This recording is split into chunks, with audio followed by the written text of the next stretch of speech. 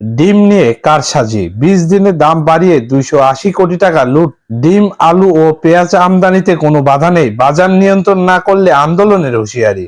ডিম ও মুরগির বাজারে অস্থিরতা চলছে জানিয়ে বাংলাদেশ পোল্ট্রি অ্যাসোসিয়েশন বিপিএ বলছে, প্রান্তিক খামারিদের সঙ্গে প্রতারণা করে 280 কোটি টাকা লুট করেছে সিন্ডিকেট।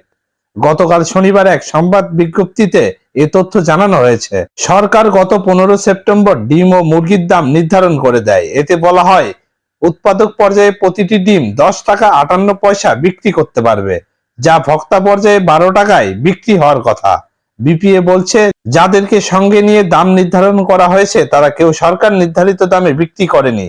শুধু কর্পোরেট গ্রুপদের পরামর্শে প্রাণী সম্পদ অধিদপ্তর ও কৃষি বিপণন থেকে ডিম ও মুরগির দাম নির্ধারণ করার কারণে বাজারে অস্থিরতা সৃষ্টি হয়েছে। সংবাদ বিজ্ঞপ্তিতে জানানো হয়, প্রতিটি ডিম কর্পোরেট উৎপাদক পর্যায়ে 11 টাকা 1 পয়সা বিক্রির কথা স্বীকার করলেও তারা প্রতারণার মাধ্যমে প্রতিটি ডিম বিক্রি করেছেন 11 টাকা 80 পয়সা থেকে 12 টাকা 50 পয়সা পর্যন্ত, যা খুচরা বাজারে বিক্রয় হচ্ছে 14 থেকে 15 টাকায়। প্রতিটি ডিমে 2 টাকা বেশি নেওয়া হচ্ছে। প্রতিদিন 4 কোটি ডিমে 8 কোটি টাকা হয়। গত 20 দিনে 160 কোটি টাকা ভোক্তাদের পকেট থেকে হাতিয়ে নেওয়া হয়েছে।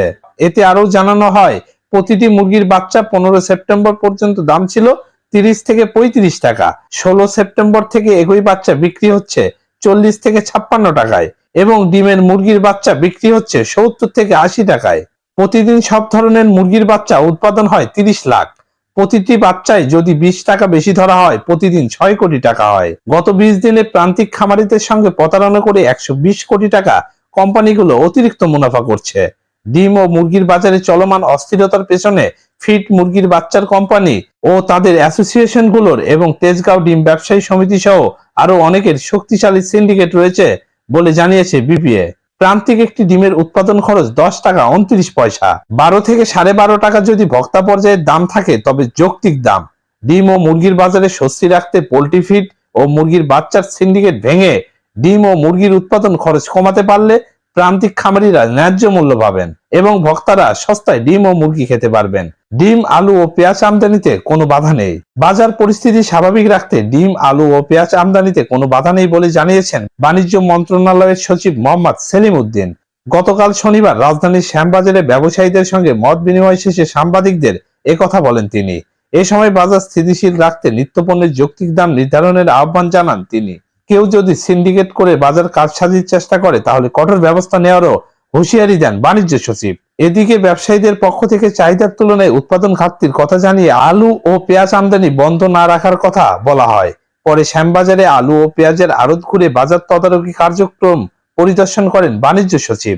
বাজার নিয়ন্ত্রণ না করলে আন্দোলনের হুঁশিয়ারি। দ্রব্যমূল্যের ঊর্ধ্বগতি নিয়ন্ত্রণ না করলে অন্তর্বর্তী সরকারের বিরুদ্ধে আন্দোলনের হুঁশিয়ারি দিয়েছে জাতীয় নাগরিক কমিটি। গতকাল শনিবার সকালে শাহবাগে আয়োজিত সমাবেশে জুলাই গণহত্যায় জড়িতদের দেশে এনে বিচার নিশ্চিতের দাবিও জানানো হয়। সরকার বদল হলেও নিয়ন্ত্রণে আসছে না নিত্যপণ্যের দাম। আগের সরকারের মেয়াদে ঊর্ধ্বমুখী দামে নাজেহাল হওয়া সাধারণ মানুষের প্রত্যাশা ছিল নতুন বাংলাদেশের ভোগ্যপণ্য ক্রয় ক্ষমতার মধ্যে আসার। তবে অন্তর্বর্তী সরকারের এখনো এদিকে নজর না দেওয়ার অভিযোগ উঠল রাজধানীর শাহবাগে আয়োজিত এই সমাবেশে। জাতীয় নাগরিক কমিটির সংগঠকরা বললেন, দ্রব্যমূল্যের ঊর্ধ্বগতি নিয়ন্ত্রণ করতে না পারলে এ সরকারের বিরুদ্ধেও তারা আন্দোলন করবেন। সমাবেশে জুলাই হত্যাকাণ্ডের বিচার, নিহতদের পরিবারের পুনর্বাসন এবং আহতদের সুচিকিৎসার দাবিও জানান বক্তারা। হত্যাকাণ্ডে জড়িত সবাইকে দেশে এনে বিচারের মুখোমুখি করার দাবিও তাদের। তো এই ছিল আজকের ভিডিওটিতে। এমনই নিউজ পেতে আমাদের চ্যানেলটি সাবস্ক্রাইব করে দিন পরবর্তী ভিডিওর নোটিফিকেশন পাওয়ার জন্য। ধন্যবাদ।